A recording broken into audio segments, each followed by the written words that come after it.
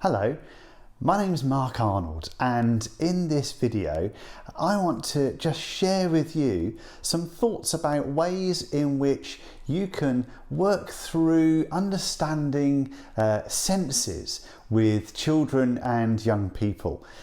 Really important that we help children and young people to understand themselves, to understand their senses. And I don't just mean the 5 senses that we all know plenty about already: sight and hearing and touch and taste and smell, but some of our other mystery senses. And in this video we'll be touching on some of those as well, like interoception, proprioception and our vestibular sense. And we'll be looking at practical ways that we can share a little bit about those, sometimes in quite fun ways, with children and young people. And we're going to start with the 5 senses that we know most about. Sight is the first of the senses that we will examine together, and a great way of being able to explore our sight, and particularly understanding about visual impairment or sight loss of being blind is through a pack which is available from Vine. Now, I believe you can hire this. I've got my own copy, my own pack that I use, the Vine Simulation Package. It's a great pack, and it contains loads of different pairs of glasses.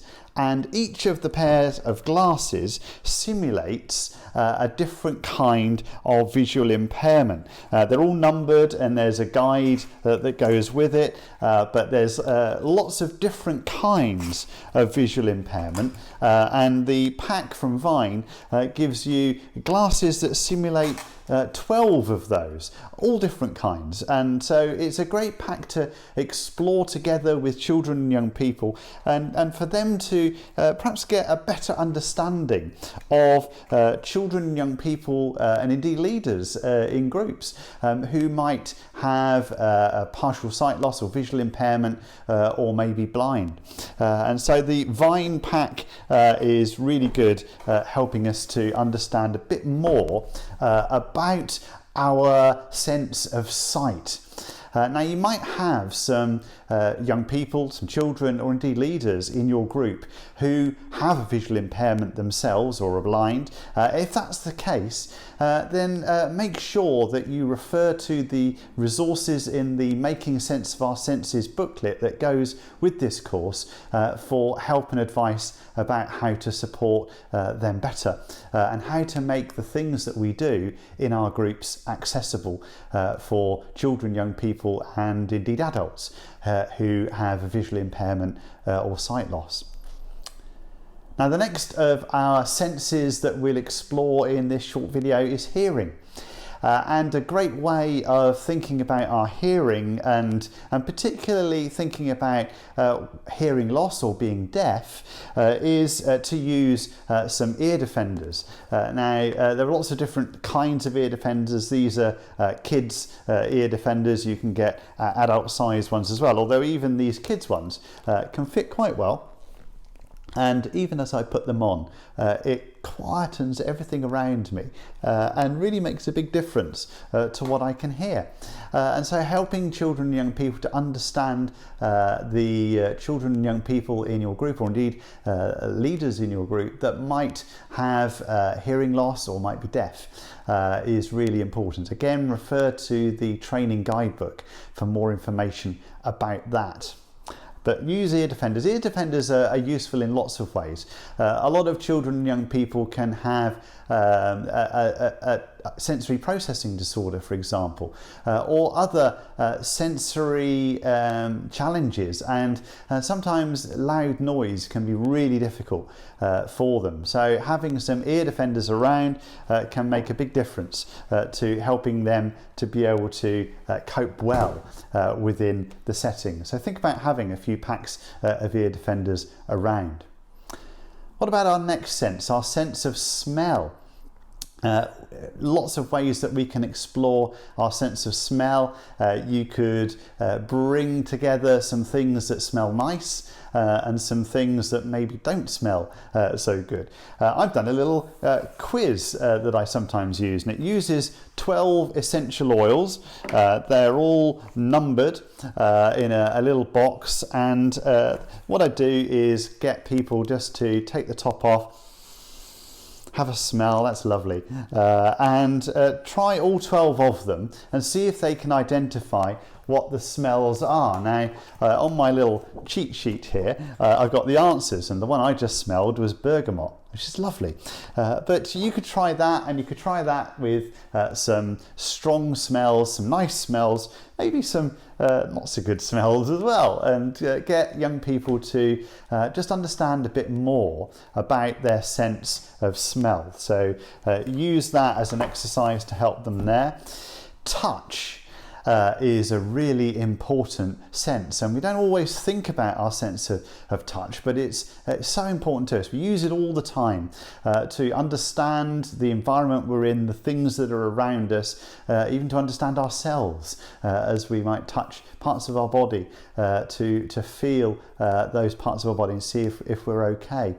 Lots of ways that we can explore our sense of touch. I've got some fun ways that I tend to use. I'm just going to bring my buckets up so that you can see these. I'll show you a picture of those separately so you can see a bit better what's inside the bucket. But as I put my hand in this bucket, this particular bucket has got lots of water beads in it, but it's also got some sea creatures in there too. So there's a whole collection of different things for young people to have a play with as they understand their sense of touch a little more. So that can be a fun way of being able to explore our sense of touch. This particular pack is just a pack that I got from Amazon. Anal Way toy, and you can get these with lots of different things inside, but in this particular pack it was some water beads and sea animals, sea creatures. Another bucket I've got down here contains something again which you can have a play with, and it's a sort of gunge that you can feel and squish in your hands, and it's really quite therapeutic. It's really quite nice to have a go with that. And this particular pack that I got, it's just some jelly bath, and you can get jelly bath from all sorts of different places, and use it just in a bucket to help children explore their sense of touch.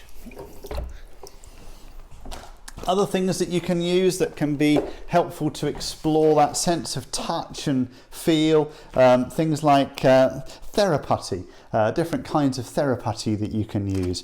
And these are great, again, just to be able to explore with children and young people. There's different types of it. This is quite a firm one that you can squeeze, and then they're going right down to quite soft pots of putty that you can squeeze and pull and stretch, and it's again really quite a good sensory exercise, and it helps us to explore our sense of touch. You can just use Play-Doh or putty to do that, but these packs of Theraputty give you different strength of putties that you can explore and have a look at. What about our sense of taste? Well, again, lots of things we can do to explore our sense of taste. I've got 3 packs of sweets here. Sweets always go down well with children and young people, don't they? And I've got 3 different packs. Some have got quite a lot of sweets left in, some have got very few sweets left in, and maybe that's because of the kind of sweets that they are, because I've got ones that are quite sweet, snakes, Haribo snakes, they're very sweet to eat. I've got ones that are a bit more sour, so sour dummies, and they can be a different taste sensation, as can the licorice pretzels. And it may come as no surprise to you that I've got more of the licorice pretzels left after running this exercise a few times than I have any of the other tubs. So you could get some different kinds of sweets and share those with the children and young people and ask them to tell you which flavour they preferred. Or you could get other kinds of snacks, savoury snacks, sweet snacks of different kinds. Mix it up, see what they prefer. Something like Marmite that can really divide opinions. Some people love it, other people think it's horrible. I'm in the think it's horrible camp myself, but I know even in my own family there are people that love Marmite and can't get enough of it. So that's our 5 senses that we know the most about. What else can we explore? Well, we can look at the senses that we have that we know a little less around, like interoception. Again, there's lots on the course and in the workbook about interoception, our sense of our internal feelings, the things that are going on inside of our body, helping us to know if we're full or hungry, if we're tired, if we're needing something to drink, if we're not feeling very well, all those kinds of things. So you could have some snacks available again for children and young people, and if they're feeling hungry, that can help them to understand a little bit more of their interoceptive sense. What about proprioception, our sense of our body's awareness in space, the receptors that are in our muscles and tell our body and our brain about our position in space, about our movement, about our coordination, that kind of thing. You could introduce some physical activities that could help children and young people to understand their proprioceptive sense. You could do some stretching exercises. You could show them some different things that are different weights, and they could lift those and understand that they need to apply different amounts of pressure when they're picking up some things to picking up other things. So lots of exercises that you can do to help understand proprioception, and we'll explore more of that in the training as well.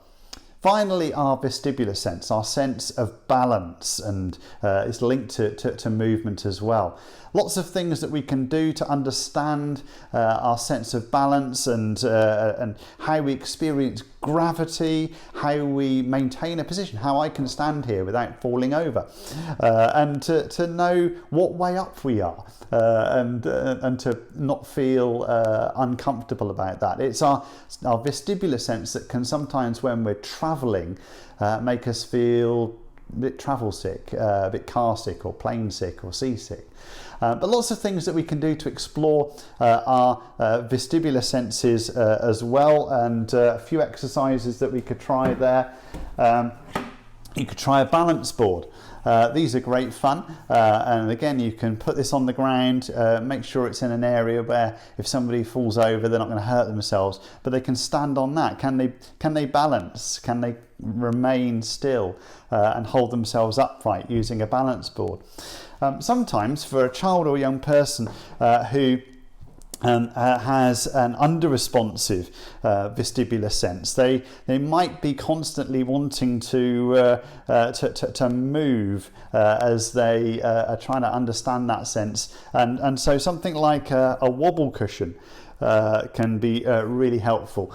Different kinds of wobble cushion, you can just sit on this and continue to move and to get that sense of balance and understanding where you are by using a wobble cushion. So wobble cushions can be really good. Another option would be something like a gym ball. One of these can be really helpful, just again as a way of sitting on that, quietly bouncing on that. It can be really helpful for a child with an under-responsive vestibular sense. So lots of different things that we've explored there. We're going to look at all of that in a lot more detail as we gather together and talk about that stuff on the training, but I hope that this session has given you a little insight into some of the ways that we can explore our senses, at least 8 of them, with the children and young people that we are connected with. I will see you again on the training, and we'll explain a bit more about all of that then. But thanks for now.